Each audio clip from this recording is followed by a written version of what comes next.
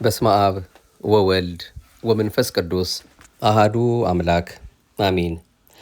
ክርስቶስ ተንሥአ እሙታን በአብይ ኃይል ወሥልጣን አሰሮ ለሰይጣን አጋዞ ለአዳም ሰላም እምይእዜሰ ኮነ ፍስሐ ወሰላም። አምላካችን ሕይወታችን፣ በረከታችን፣ ጸጋችን፣ የነፍስ የሥጋችን ቤዛ ቸሮ መድኃኔዓለም የትንሣኤው ጌታ ሁላችንንም በሕይወት በጤና ጠብቆ ለዚህ ሰዓትና ደቂቃ በዚህ መልኩ ተገናኝተን ቃሉን እንሰማ ዘንድ ይህችንም ዕለት ዳግም የንስሐ ዕድሜ አድርጎ የሰጠንም እሱ ነውና ለቸርነቱ፣ ለምሕረቱ፣ ለደግነቱ ተነግሮ ተዘርዝሮ ለማያልቀው ይቅርታው ክብርና ምስጋና ለገናና ስሙ ይሁንልን። ርርተ ሕሊና ርርተ ልቦና አማላጅቱም ንጽሕተ ንጹሐን ቅድስተ ቅዱሳን ዘወትር እኛን የሚጠብቀን እንዳይነ ጥቅሻ የሚደርሰው ፊት የማያስመልሰው አንገት የማያስቀልሰው ጸሎቷ ልመናዋ የማይሻረው ዘላለማዊ ቃል ኪዳኗ ከክፉ ጠብቆናል፣ በበረከት አኑሮናል፣ በመውጣት በመግባታችንም ሁሉ አብሮናልና ስሟ የከበረ የተመሰገነ ይሁን። አምላከ ቅዱሳን ለዛሬም እንደሱ እንደ አምላካችን ፈቃድ በነጻች በጎላች በተረዳች በአንዲቷ ኦርቶዶክሳዊ ተዋሕዶ ቤተክርስቲያናችን ልንሰማቸው ልንመከርባቸው እንድንኖርባቸው እሱን አምላካችን ደጅ እየጠናን ከምንከታተላቸው ትምህርቶች አንዱ የሆነውን በተለይም ንጽሕናን በተመለከተ የምንከታተለውን አንድ ትምህርት ይዘን ተመለስን። ማኅደረ ተዋሕዶን ነው በማዳመጥ ላይ የምንገኘው። እግዚአብሔር አምላካችን እንግዲህ ትንሣኤውን አሳይቶ ዳግም ትንሣኤውንም በቸርነቱ እንድናይ ፈቅዶልን ይኸው ለዚህ ሰዓትና ደቂቃ በዚሁ በበዓለ ሃምሳ ውስጥ ነው እናያለነው።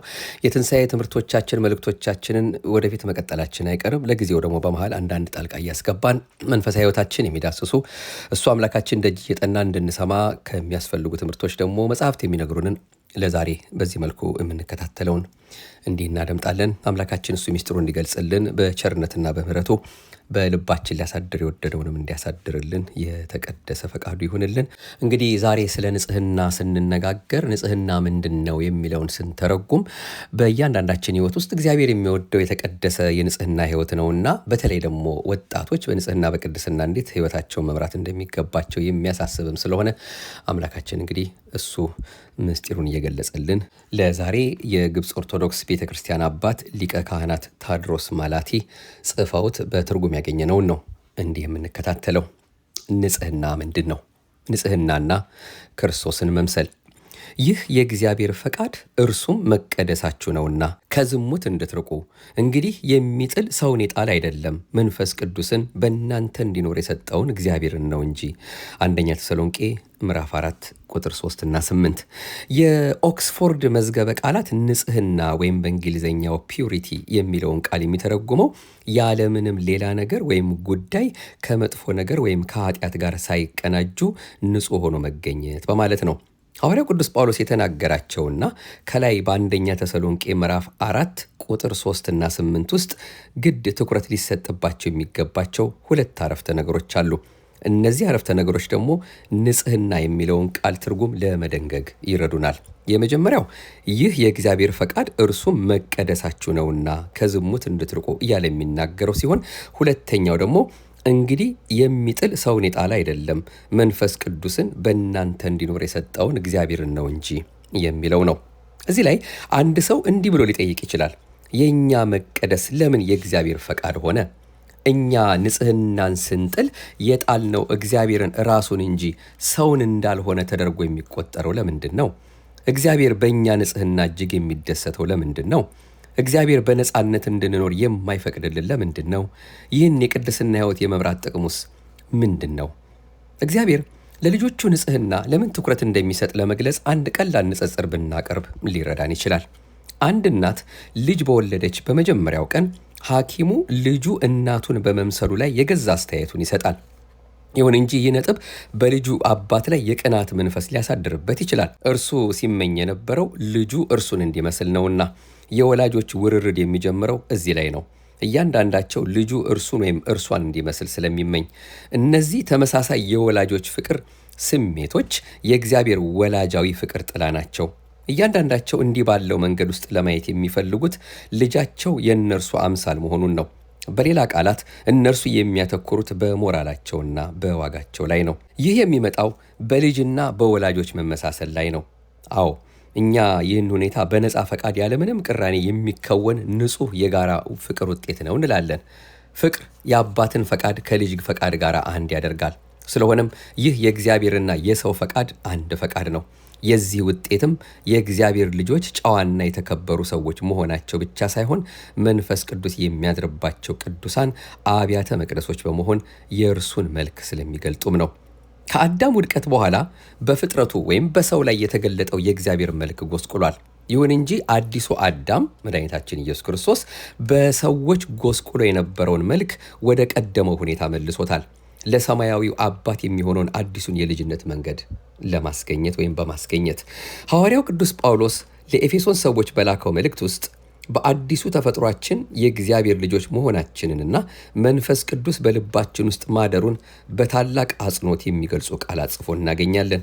እንመላለስበት ዘንድ እግዚአብሔር አስቀድሞ ያዘጋጀውን መልካሙን ሥራ ለማድረግ በክርስቶስ ኢየሱስ ተፈጠርን። ኤፌሶን ምዕራፍ 2 ቁጥር 10። እንግዲያስ ከእንግዲህ ወዲህ ከቅዱሳን ጋር ባላገሮችና የእግዚአብሔር ቤተሰቦች ናችሁ እንጂ እንግዶችና መጻተኞች አይደላችሁም። በሐዋርያትና በነቢያት መሠረት ላይ ታንጻችኋል። የማዕዘኑም ራስ ድንጋይ ክርስቶስ ኢየሱስ ነው። በእርሱም እናንተ ደግሞ ለእግዚአብሔር መኖሪያ ለመሆን በመንፈስ አብራችሁ ትሰራላችሁ። ኤፌሶን ምዕራፍ 2 ቁጥር 19። እንዲሁም ኤፌሶን ምዕራፍ 4 ቁጥር 12 ላይም ሁላችን የእግዚአብሔርን ልጅ በማመንና በማወቅ ወደሚገኝ አንድነት ሙሉም ሰው ወደ መሆን የክርስቶስ ሙላቱ ወደሚሆን ወደ ሙላቱ ልክ እስክንደርስ ድረስ ቅዱሳን አገልግሎትን ለመስራትና ለክርስቶስ አካል ሕንፃ ፍጹማን የሆኑ ዘንድ ብሎም ተናግሯል። እነዚህ ሐሳቦች የቅዱስ ጳውሎስ የሃይማኖት ትምህርት ላይ ጥልቅ ነገሮችን ፈጥረዋል። ሳውል ወይም ቅዱስ ጳውሎስ ክርስቲያኖችን በሚያሳድድበት ጊዜ ስለ እምነቱ ቢጠየቅ ኖሮ እንዲህ በማለት ይመልስ ነበር። እኔ ጻድቅ ሰው ነኝ፣ ሕግን አውቃለሁ፣ የብሉይ ኪዳን ትንቢቶችን በቃሌ ሸምድጃቸዋለሁ፣ ጾም ጾማለሁ፣ እውነተኛ ቀናተኛ ነኝ፣ ጎበዝ አቅኚና ሊቅ ነኝ። ቅዱስ ጳውሎስ የተነሳውን ኢየሱስ ክርስቶስን ሲያገኘው ግን ሙሉ ለሙሉ በተሳሳተ መንገድ ላይ መሆኑን አውቋል። በመሆኑም የእግዚአብሔር ልጅ በመሆን ከእግዚአብሔር ጋር አንድ ለመሆን ይናፍቅ ጀመር፣ የክርስቶስ አምሳያ ለመሆን። አንድ አማኝ የመድከም ስሜት ሲሰማው ወይም ከዝሙት ከሴሰኝነት ጋር በሚያደርገው ውጊያ ውስጥ ኃይሉ ሲበዛበት እርሱ የእግዚአብሔር ልጅ መሆኑን ለማወቅ ይፈልጋል። እርሱ በንጽህና የውጊያ አውድ ውስጥ በራሱ ኃይል ብቻ ለመቆም የሚፈልግ ከሆነ ይሸነፋል። ከእግዚአብሔር መንፈስ ጋር የሚቆም ከሆነ ግን ያሸንፋል። አንድ ሰው ልጅነቱ ለእግዚአብሔር መሆኑን ካወቀ በእግዚአብሔር ጸጋ አማካኝነት ንስሐ ይገባና መንገዱን ይቀይራል። ከዚህ በኋላ ንጽህና ለሕይወቱ ተፈጥሯዊ ሕግ መሆኑን ይገነዘባል።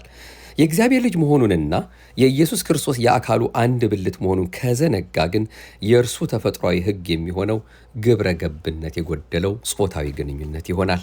በሌላ አገላለጽ ንጽህና ወይም ቅድስና ለአንድ ክርስቲያን የራሱ አይደሉም። በመስቀል ላይ ሞቶ ከተነሳ በኋላ መንፈሱን በመላክ ቤተ ክርስቲያንና የእርሷ አባላት የሆኑትን ያነጻው የኢየሱስ ክርስቶስ እንጂ። ቅዱስ አውግስጦስ ሴንት አጉስቲን ከመለወጡ በፊት አባቱ መጥፎ ስራዎችን እንዲሰራ ያስገድደው ነበር። ዝሙትንና ሌሎች ተዛማጅ ድርጊቶችን ንስሐ በሚለውና የራሱን ኃጢአት በተናዘዘበት መጽሐፍ ውስጥ የአንድ የወሮበላዎች ቡድን መሪ እንደነበር መስክሯል።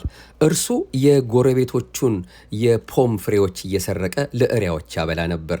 ቅዱስ አውግስጦስ ፍሬዎቹን የመብላት ምኞት አልነበረውም። የወሮበሎች ቡድን መሪ ሆኖ ሌሎች ጓደኞቹን ለስርቆት የሚያሰማራና ከእነርሱ ጋር ሆኖ የመስረቅ ፍላጎቱን ለማሟላት እንጂ።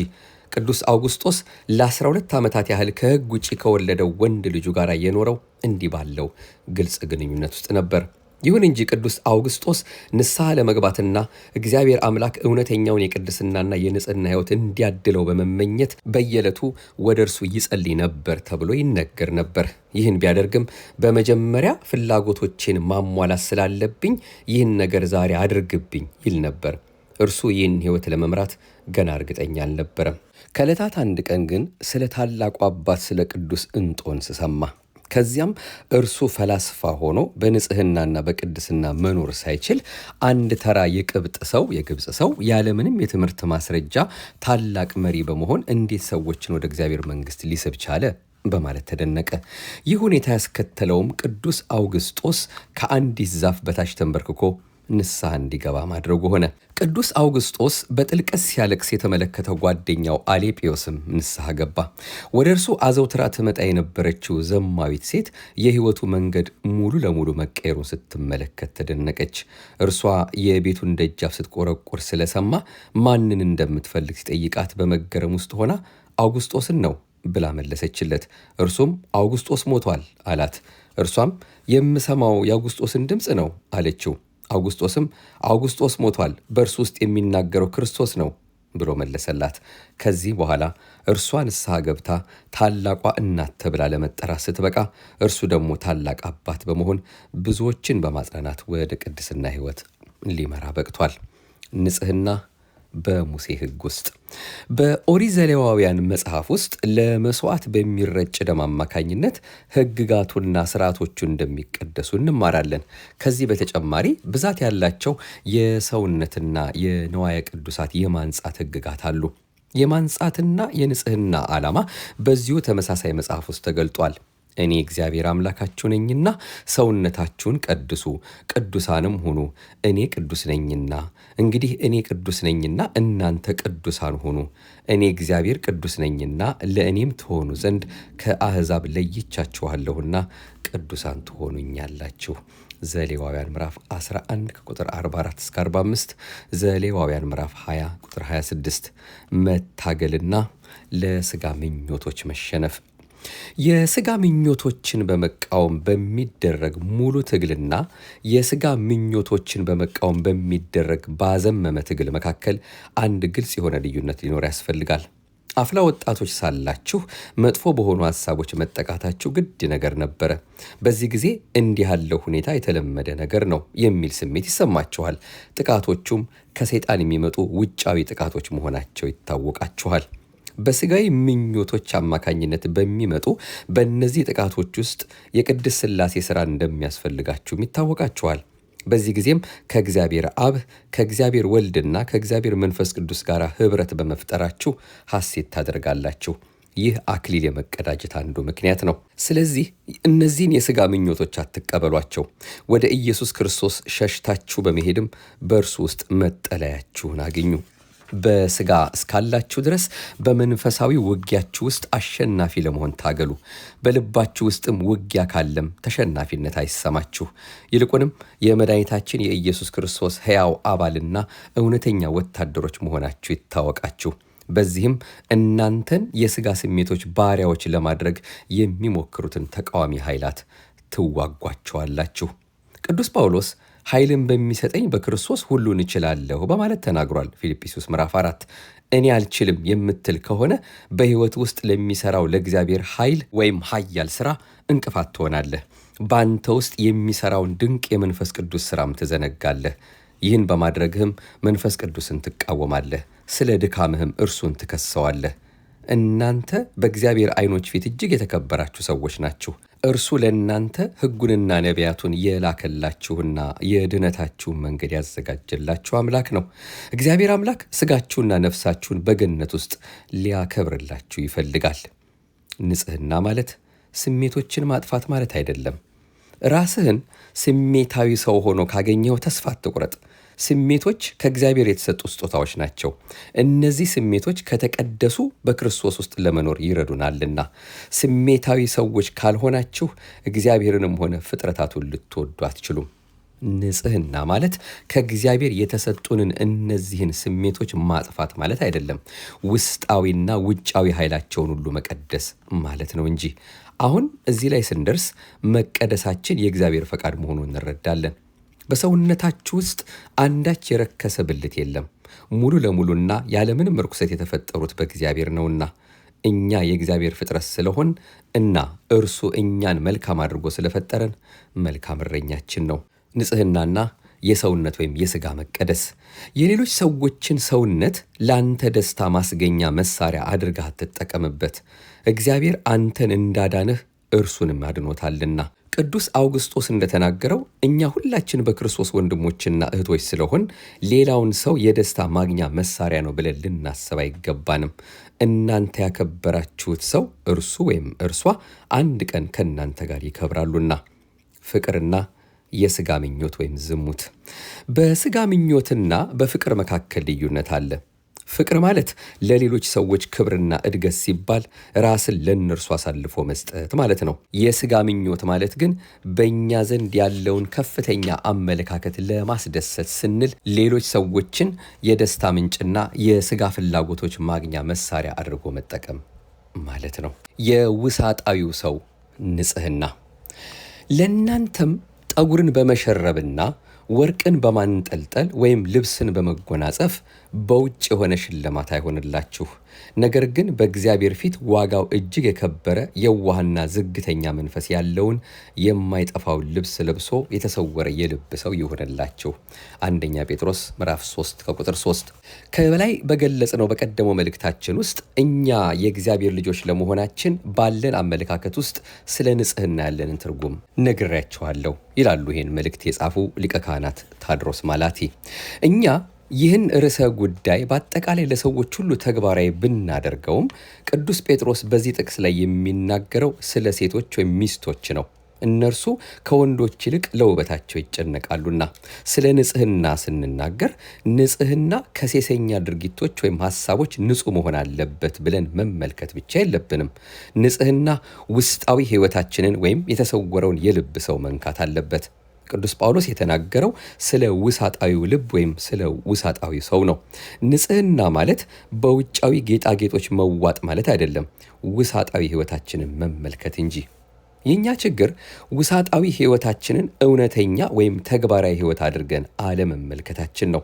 እኛ የምንፈልገው ልንመለከታቸውና ልንዳስሳቸው የምንችላቸውን ውጫዊ ነገሮች ነው። ይሁን እንጂ ሰው ማለት ተራ አካል ወይም ሥጋ ማለት አይደለም። ለሰው እኛ በሞት ካልሆነ በስተቀር በምንም አይነት መንገድ ልንለያያቸው የማንችላቸው ሥጋና ነፍስ አሉት። ከሞት በኋላ ቢሆንም እንኳ ሥጋና ነፍስ በድጋሚ ይገናኛሉ። አንደኛቸው ለፍርድ፣ ሌላኛው ደግሞ ለዘላለም ሕይወት ቢገናኙም እንኳ። ስለሆነም ንጹሕ ልብ ለመያዝና ውሳጣዊ ሰዋችንን ለመጠበቅ ጥንቁቆች መሆን ይገባናል። እኛ ለውጫዊ ሰው ብቻ ትኩረት የምንሰጥ ከሆን ንጹሕ አለመሆን ለእኛ ቀላል ነገር ነው። ምክንያቱም እኛ ባተሌ የምንሆነው ጊዜያዊ በሆነው ነገር ላይ ብቻ ነውና። ለውሳጣዊው ሕይወታችን የምንተጋ ከሆን ግን በንጽሕና መኖር ቀላል ነገር ነው። ለውሳጣዊው ሰው በምንሰጠው ትኩረት አማካኝነት የምናወድሰው ሟች ፍጥረታት ብቻ አለመሆናችንን፣ ነፍሳችን ሕያው ወይም የማትሞት መሆኗንም ጭምር እንጂ። አንዳንድ የቤተ ክርስቲያን አባቶች 3 የሞት አይነቶች እንዳሉ ይናገራሉ። አንደኛ ለኃጢአት የሚሞት ሞት ነው። ሁለተኛ ለእግዚአብሔር የሚሞት ሞት። ሶስተኛ የሥጋ ሞት። ነፍስ አትሞትም። እርሷ ስለ ዘላለም ሕይወት ወይም ስለ ዘላለም ቅጣት ለዘላለም ትኖራለችና። ነፍስ የሕይወቷ አስገኝ ከሆነው ከእግዚአብሔር ጋር የምትለያይ ከሆነ በቅጣት ትኖራለች። እኛ ነፍሶቻችንን የምናከብርና ከፍ ከፍ የምናደርግ ከሆን ሥጋዊ ፍላጎቶቻችንን መተው ቀላል ነገር ነው። ምክንያቱም ነፍሶቻችን ምን ያህል ውድ እንደሆኑ እናደንቃለንና። መድኃኒታችን ኢየሱስ ክርስቶስ እነሆ የእግዚአብሔር መንግሥት በመካከላችሁ ናትና ብሎናል። ሉቃስ ምዕራፍ 17:21 ላይ አይሁድ ይሹት የነበረው ምድራዊውን መንግሥት ነበረ። ክርስቶስ በልባችን ውስጥ የገነባው ግን ዘላለማዊን መንግሥት ነው። ስለሆነም ንጹሐን ለመሆን ከፈለጋችሁ ውሳጣዊው ሰዋችሁን በመመልከት ለነፍሳችሁ ድህነት ጥንቃቄ አድርጉ። የንጉሥ ቫሌንጤዎስ ልጆች የነበሩት ሁለቱ ቅዱሳን ማክሲሞስና ዶማዲዮስ ባተሌ የነበሩት ለውሳጣዊው ሰዋቸው ነበር። እነርሱ በግብፅ በረሃ ውስጥ በሚገኝ በዓት ውስጥ ለመኖር ሲሉ የነበራቸውን ከፍተኛ ስልጣን ትተው ወጥተው ነበር። አንድ ሰው በአባታቸው ቤተ መንግሥት ውስጥ ትተውት ስለመጡት ሕይወት ቢያወራቸው እኛ አሁን በዓለም ውስጥ ከሚገኙ ሰዎች ሁሉ ይልቅ እጅግ ደስተኞቹ ሰዎች ነን ብለው ይመልሱለት ነበር። ስለሆነም ወደ ልባችሁ ውስጥ ተመልክታችሁ ለውስጣዊ ሰዋችሁ በእውነት የምትታገሉ ከሆናችሁ ሕይወታችሁን በእግዚአብሔር እጆች ላይ የምትጥሉና በልባችሁ ውስጥ ላለው ለመንፈስ ቅዱስ ሥራ ምላሽ የምትሰጡም ከሆናችሁ በዓለም ውስጥ እጅግ ደስተኛዎቹ ሰዎች ትሆናላችሁ። ጉዳዩ ይህ ከሆነ በማንኛውም ሥጋዊ ምኞት ወይም ርኩሰት ፈጽሞ ልትሸነፉ አትችሉም። ስለዚህ ንጽሕናን በሕይወታችሁ ውስጥ በሚገኙት በሁሉም ሁኔታዎች ላይ ተግባራዊ ታደርጉታላችሁ። እዚህ ላይ አንድ ምሳሌ ልስጣችሁ። አንድ የፍልስፍና ዶክተርነት ማዕረጉን ለመቀበል የሚያስችለው ስራውን በፕሮፌሰሮች በተማሪዎችና በጓደኞች ፊት ለማቅረብ የሚሄድ ተማሪ በአንድ የመኪና አሽከርካሪ ሊሰደብ ይችላል። ይህ ስድብ እርሱን የሚጎዳ ይመስላችኋልን? እርሱ ስድቡን ይቀበላል ወይም ስድቡን ከምንም አይቆጥረውም። ምክንያቱም የእርሱ ትኩረት ያለው ሊቀበለው ባለው የብቃት ዲግሪ ላይ ነውና። ከዚህ በተመሳሳይ የእግዚአብሔር ልጆች ሆናችሁ አንድ ሰው ከሰደባችሁ ያለኝ ውድ ጊዜ በዚህ ችግር ላይ ባተሌ ለመሆን አይበቃኝም በሉት። የእናንተ ትኩረት በልባችሁ ውስጥ ባለችው በእግዚአብሔር መንግሥት ላይ ነውና። ሐዋርያው ቅዱስ ጳውሎስ በውሳጣዊው መንግሥት እንድንሳብ ይፈልጋል። ስለሆነም ጊዜን ሊያካክስ በማይችል ተራ ክርክር ውስጥ እንዳንገባ ይጠይቀናል። ይህን በማድረግ ዋዛ ፈዛዛ አናገርምና ኤፌሶን ምዕራፍ 4 ቁጥር 29፣ ሁለተኛ ጢሞቴዎስ ምዕራፍ 2 ቁጥር 23።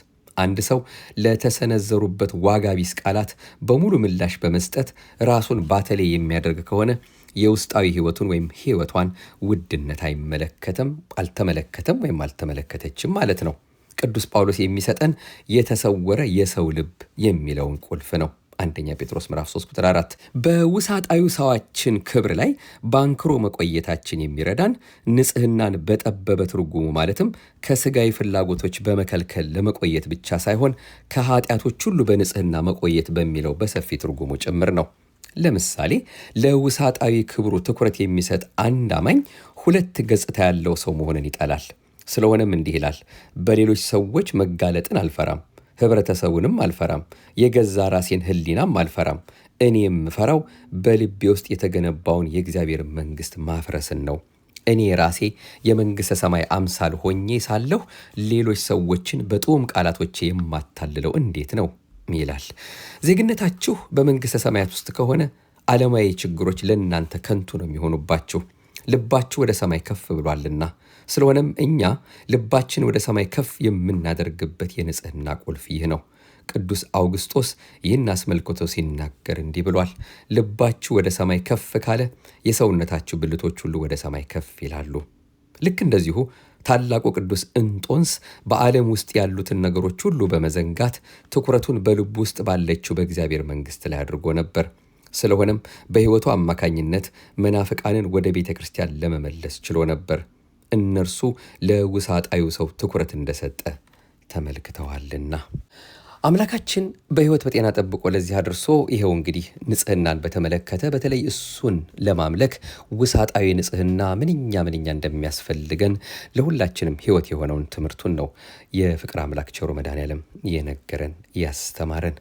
አሁንም ይህን የሰማነውንም በልባችን ጽላት እንዲጽፍልን ለፍሬ ለበረከት እንዲያደርግልን አምላካችን ንጹሕ ነውና ንጹሐ ባህሪ ነውና ንጹሕ ነገርን ከኛ ይጠብቃል። ስለዚህ በንጽህና በቅድስና ሆነን ዓይናችንንም ጆሮአችንንም ልባችንንም ሐሳባችንም ሁሉ ለሱ የተገዙ አድርገን እሱ የፈጠረውን ሰውነት እሱ እንዲያዝበት ለሱ ሁልጊዜም ፈቃዳችንን አስረክበን እንድንኖር በፈተናዎቻችን ሁሉ ያለውን ነገር እሱ ያውቀዋል። ሳንነግረው ምን እንደሚፈትነን ምን እንደሚጥለን ምን ተብትቦ እንደያዘን ሰው ለተሸነፈበት ለእርሱ ተገዝቶ ባሪያ ነው እንዳለ ቅዱስ ጴጥሮስ የተሸነፍንበት የተበተበን የያዘን ብዙ ነገሮች ይኖራሉ አምላካችን የሚያውቀው።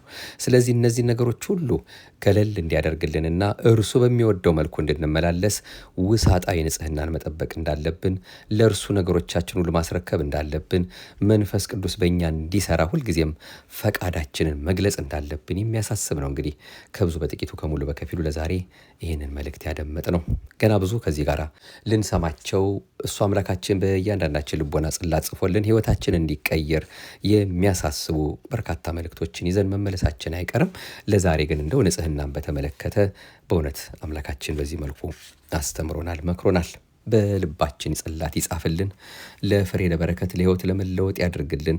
እሱ አምላካችንን ወደን ከሱ ጋር ሆነን ፍቅሩን እያሰብን በትንሣኤው ብርሃን እየተመራን ዓይናችንን አሁንም ከመስቀሉ ልባችንን ሰማይና ምድር ሲያልፍ ከማያልፈው ቃሉ አንደበታችንን በጸሎት በምስጋና በመልካም ንግግሮች ሁሉ እሱ እንዲሞላልን ካለሱ ምንም ማድረግ ስለማንችል ብንፈተንበት እንኳን አቅቶኛል ይሄን ሰው እያማሁበት ነው እንዲህ ያልኩበት ነው ብለን እንኳን የምንጨነቅባቸውን ነገሮች እርሱ አምላካችን በእውነት እንዲለውጥልን እኛ ከኛ የሆነውን ነገር ከማድረግ ወደ ኋላ እንዳንል ነው። እንግዲህ እንዲህ አይነት የእግዚአብሔርን ቃል የምንሰማው የምንመከረው፣ በልባችንም እንዲያሳድርልን ደጅ እየጠናን አምላካችንን እየተማጸን የምንከታተለው።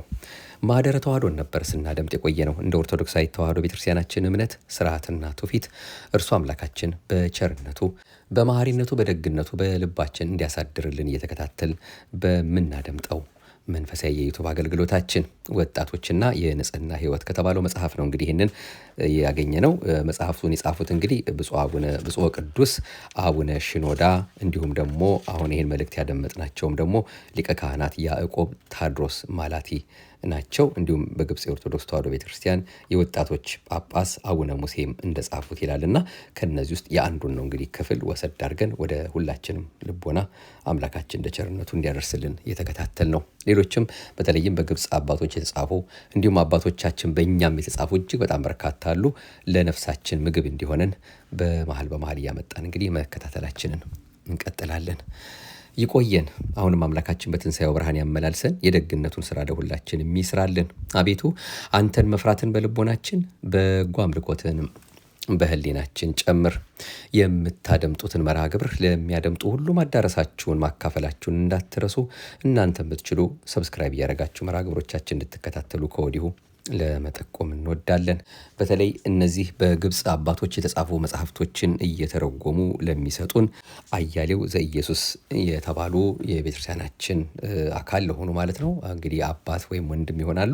በእውነት መድኃኔዓለም ኢየሱስ ክርስቶስ በረከቱን ጸጋውን የሕይወትን ቃል እድሜውን አምላካችን በቸርነቱ ይስጥልን፣ ክብሩን ያድልልን። ክብር ምስጋና ይሁን ለአብ፣ ክብር ምስጋና ይሁን ለወልድ፣ ክብር ምስጋና ይሁን ለመንፈስ ቅዱስ ዛሬም ዘወትርም ለዘላለሙ አሜን። ያው እንግዲህ ምናልባት ብንዘገይባቸው አንዳንዴ መርሃ ግብሩ እግዚአብሔር አምላካችን እስከፈቀደ እድሜውን እስከሰጠን ድረስ በቅርባችን ካሉ ምንጮች እየጠቀስን እነዚህን መርሃ ግብሮቻችንን መከታተላችን እንቀጥላለን። እጅግ በጣም በርካታ መርሃ ግብራችን ወይም ደግሞ ዩቱባችን ውስጥ ብትገቡ ልትሰሟቸው ያመለጧችሁ መርሃ ግብሮች ስላሉ ወደኋላ መለስ እያላችሁ በተለይ በፕሌሊስትም ይሁን እንደዚሁ ቪዲዮ በሚለው ወደታች ብትወርዱ በጣም በርካታ መርሃ ግብሮች ስለምታገኙ እነሱኑ እያደመጣችሁ እንድትቆዩን ከወዲሁ ለመጠቆም እንወዳለን። የደግነት ባለቤት የቀጠሮ ሰዎች ይበለን። ሕዝባችንን ሀገራችንን መድኃኔዓለም ኢየሱስ ክርስቶስ አሁንም በዓይነ ምሕረቱ ይመልከትልን። የእኔንም የእናንተንም መጨረሻ ርርተ ሕሊና ርርተ ልቦና አንዳችም ነውር የሌለባት አዛኝት እናቱን መብርሃን እንድታሳምርልን እንድትረዳን ልጅ ወዳጅ እያለች እንድታሳስብልን አሁንም የእናትነት ፍቅሯ እንዳይለየን ፈቃዷ ይሆንልን። የቅዱሳኑ ሁሉ ጸሎትና ቃል ኪዳን ምልጃ ከሁላችን ጋር ይሁን። አሜን። ይቆየን።